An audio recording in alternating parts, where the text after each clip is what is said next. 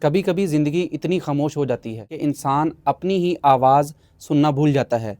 اگر آج آپ ٹوٹے ہوئے ہیں، اگر آج آپ تھکے ہوئے ہیں تو یہ ویڈیو آپ ہی کے لیے ہے۔ کبھی آپ نے سوچا ہے کہ زندگی ہمیں آزمائش میں کیوں ڈال دیتی ہے؟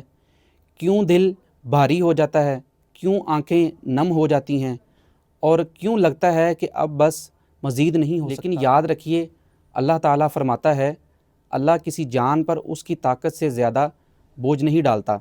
یعنی اگر آپ اس مشکل سے گزر رہے ہیں تو اس کا مطلب ہے کہ آپ اس کو برداشت کرنے کی طاقت رکھتے ہیں۔ آج بہت سے لوگ کہتے ہیں میں تھک گیا ہوں، میں ہار ماننا چاہتا ہوں، لیکن سوال یہ ہے، کیا آپ ہار مان رہے ہیں یا صرف صبر کے ساتھ امتحان سے گزر رہے ہیں؟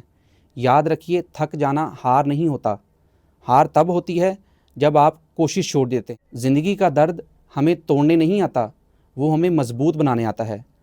سونا جب تک آگ سے نہیں گزرتا تب تک خالص نہیں بنتا۔ آپ بھی سونا ہیں، بس آج آزمائش کی آگ سے گزر رہے ہیں۔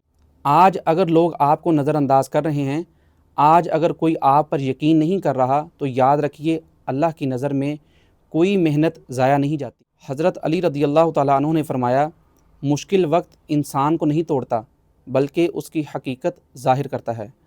اپنے خواب مت چھوڑیں، کیونکہ خواب وہ امانت ہیں جو اللہ نے آپ کے دل میں رکھی ہے۔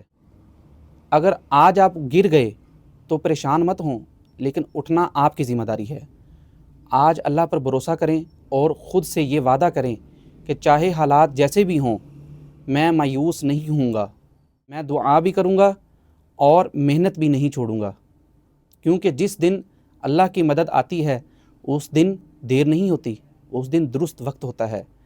ایک دن آپ پیچھے مڑ کر دیکھیں گے اور فخر سے کہیں گے، میں ٹوٹا ضرور تھا لیکن میں نے اللہ پر یقین نہیں چھوڑا اور اسی یقین نے مجھے کامیاب بنا دیا۔ خود پر یقین رکھیں، اللہ آپ کے ساتھ ہے۔ فی امان اللہ۔ اس چینل کو سبسکرائب کر دیں، فالو کر دیں اور شیئر کر دیں۔